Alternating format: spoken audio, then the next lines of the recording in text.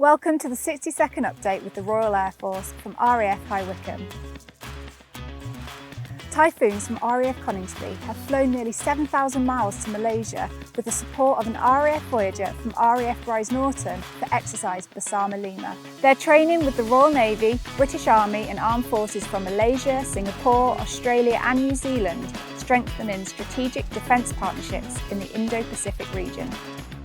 Chinook crews from RAF Odium have used the restoration of the chalk kiwi carved into a Wiltshire hillside as a chance to train with underslung loads. The kiwi was created in 1919 by New Zealand soldiers to commemorate the sacrifices of the First World War.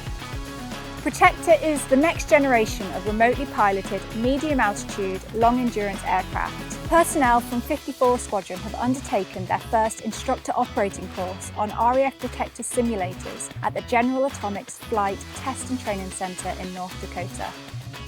The Chief of the Air Staff's Leadership Conference was held at RAF Cranwell. Personnel from all ranks and professions in the RAF learned from inspirational people about leadership and the role of warfighters, past, present and future. That's it for this week. Thanks for watching and we'll see you next time.